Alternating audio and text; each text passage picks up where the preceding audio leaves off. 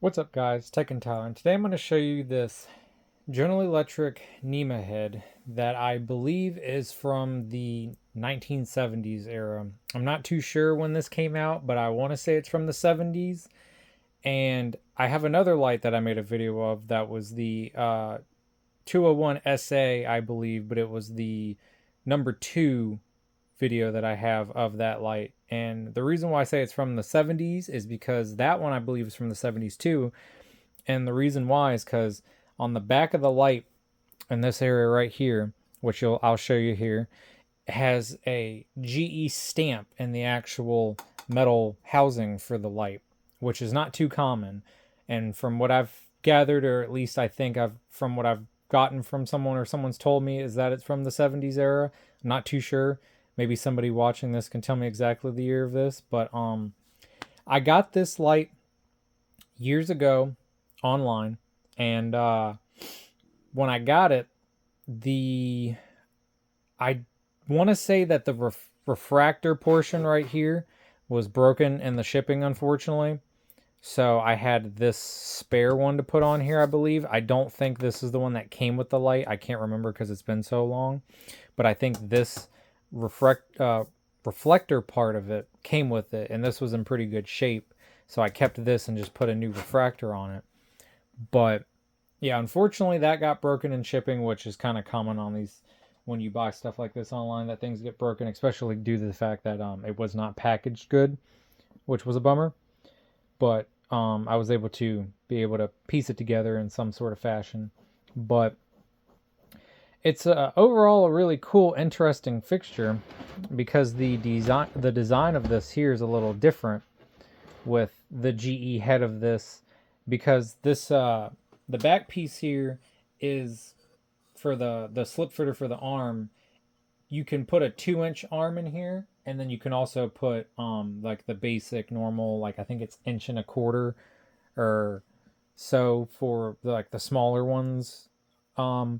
So it's you can do the two different sizes. You can flip this bracket over the little coupling here either direction to fit which size arm, which a lot of them have that. But it's overall got a pretty interesting design though, with how this slip fitter is designed. And I'm also a really big fan of these fixtures too, where the screws are from the top of it and just pull the bracket to, hold it snug to the arm, or the opposite where it's got the threads in here and you can do it from the bottom. I like these ones. They're a lot nicer than the ones where you have to have like a separate bolt and nut to hold the piece on here. I'm not a huge fan of those. I have a couple of them like that, and they're not horrible, but it's just a little bit more of a pain.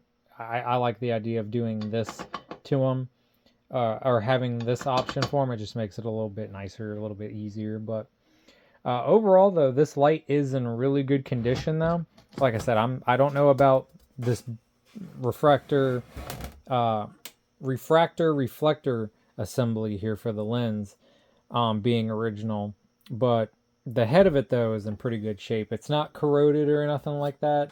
It's in overall pretty good shape. And if we get a look at it here, we can see the GE logo on the photocell socket. And then this is what I was talking about with it having the stamped logo here, where it shows the GE logo and then Made in USA. I only have one other light that has that stamp on it, and that's the one I made the video of. So that's what makes me wonder if this is from the 70s. At least somewhere in the 70s, 80s possibly, because that is not too common on some of these NEMA headlights. Another issue that I had with this light too was the ballast. So the original ballast that was in this was a 175 watt mercury vapor, and I got it to work once, and then it just burned out. The coil in it was shot for the ballast, and so there was no repairing it. It fried itself, unfortunately, so I got literally the last bit of life out of it before it went just kaput. So I decided at the time to put a new ballast in here, and the one that I put in here is 100 watts. So this is a 100 watt ballast that came out of a I want to say it was came out of an old little cheap like floodlight that was 100 watts, I want to say, because I had two of them, and the one was in really bad condition, fixture frame wise. So I salvaged the ballast out of that and put it in here. So I want to say this is possibly from maybe Cooper. If it's not Cooper, it's probably from I can't think of the brand off the top of my head, but it's from another company. So it might be a Cooper, it might be a Regent ballast. I'm not too sure, but yeah. So I threw a 100-watt ballast in here, which actually fit pretty decently because I really like these light designs where it has the universal bracket that you can swap ballast off of. So it has a bolt down in this side and a bolt down on the other side where you can unscrew it, and this whole assembly comes out to swap the ballast out in them. I really like this idea, and it's so much nicer to be able to do that. It's more maintenance friendly. But I took it and I rewired it. As you can tell, it's got all different kinds of wires in it. So I completely rewired it so that way it would work with this ballast because of some of the wires were fried in here and like crispy. So I changed them all out, got it rewired, and fixed it up to where it would work. And I haven't touched this fixture in years. This is the first time I've touched it in a long time. But like I said, the head of this is really nice, and so is this refractor assembly. And the one that's on it, if I can get this to focus on it, you can maybe see there it says McGraw-Edison on it. So it's a nice old McGraw-Edison refractor, and it's in pretty good shape. It's not really like, it's got a slight tinge to it, a yellow tinge to it, but it's not even yellow. It's just, you can tell it's a little hazy just due to its age and the UV of the sun. But overall, I mean, it's got a couple of small little cracks in it, like right here, and a couple other little flaw spots in it around the refractor. But overall, though, I mean, it's in really good condition. I mean, there's no massive cracks in it that go from down here up, or it's got chunks broken off or damaged in some sort of way. It's just got little, I think, heat cracks from how old it is. But overall, it's in really good, clean condition. I mean, even the inner part of the reflector here is in really good condition. When I got this fixture, I took it apart, cleaned it, and scrubbed this. Usually when I get lights that have these, I scrub these really good to clean them up. And what I usually use to do them is like a steel wool pad for dishes. It does them fantastic. I know that it puts little tiny hairline scratches all over it, but I mean, it's not going to hurt it. These are outdoor lights, so I mean, it's not going to affect it in any sort of way. But I also really like these ones too because of the fact that it's got the spring here, and the spring here allows you to unclip it from this side and pull this band off of here, so that way you can separate the two, so you can actually replace the refractor part of it with a new lens if the one's ever broken. So these ones are my favorite. I really like these. I have a couple of these. They're really handy. I like them a whole bunch. I'll even take fixtures that are the cheapy ones where the metal are just crimped over the lens, that are not like the ones that have the little latches on them like these. If they're just the solid metal frame that are crimped over it, that are meant to screw onto the cheaper, more store-bought ones, I'll cut the metal off of it and take the lens and I'll throw them on other lights. Even though they don't look like they fit well, I'll use them in some applications just because of the fact that it looks nicer having the lens on them, but I also do like the look of street lights without the lens on them, and it's just the metal reflector with the bulb showing. I think that's kind of unique looking as well, but I try to at least have the lenses for most of these types of lights. But yeah, so this is the fixture, and talking about what I did with it. Like I said, the reasoning of why I turned this into a 100-watt mercury vapor at the time too was because I didn't have any 100-watt NEMA head fixtures, but now I have a couple of them, which was pretty cool. I have two that are actual original 100-watt NEMA heads that I got years ago that I'll make videos on as well. But yeah, at the time I didn't have any, so I thought it would have been unique to turn this one into a 100-watt. I might eventually if I can get a hold of some more ballast, I might convert this one back to 175, but we'll see what happens. I might just keep it 100 just because it's unique, but I wanted to do a little something different by turning this one into a 100 watt. So what I'll do now is I'll get this mounted on the arm, and I'll test it and show you that it works, and we'll get it all lit up. Okay, so now I have the bypass photocell on it, and I have a 100 watt Phillips bulb in it that's pretty much brand new that I used to test 100 watt fixtures because I have bunches of them that I got a long time ago. So let me plug this in here and we'll see this light come on.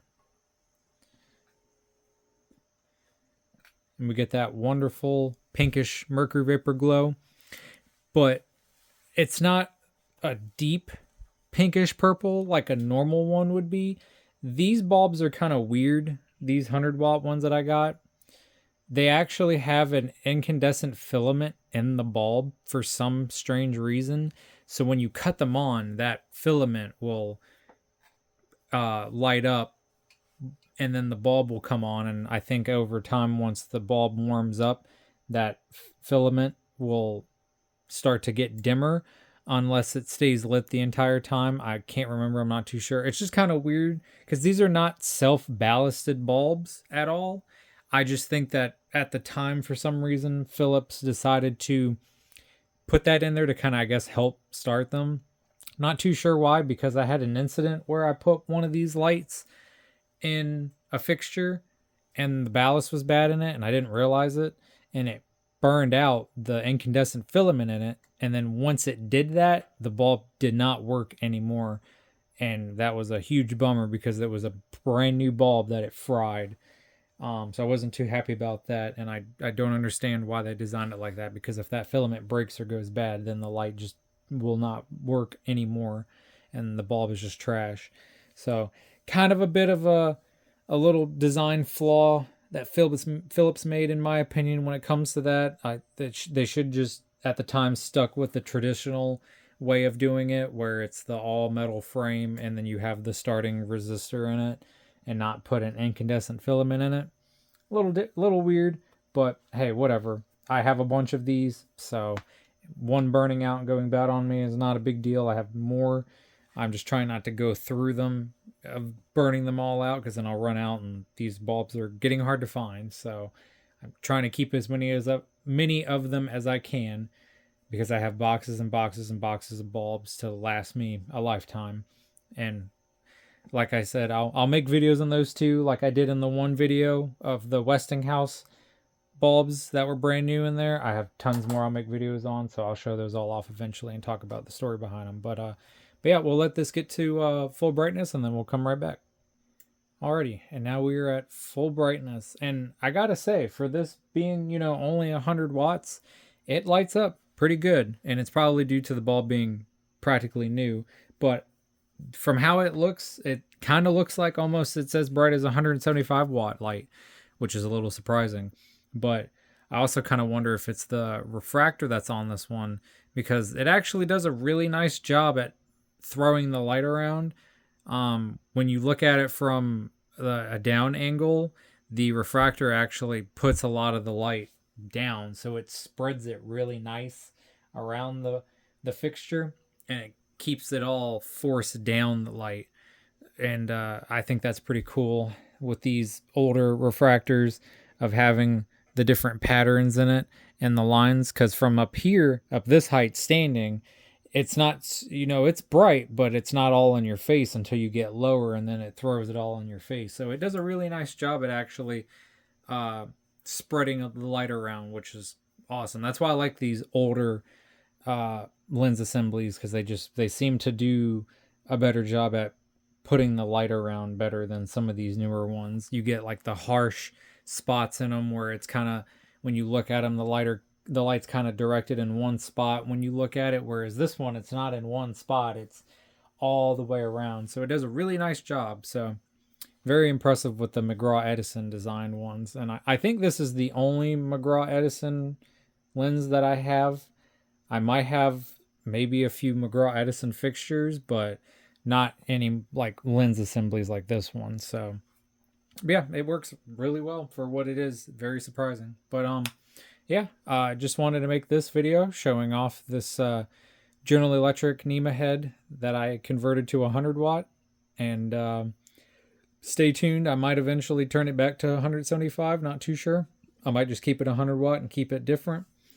But not too sure yet. But I'll make a video, an update on it eventually when I do. But yeah, hope you liked the video. Like, comment, subscribe, and stay tuned for all the other stuff I'm going to post. And until then, thank you.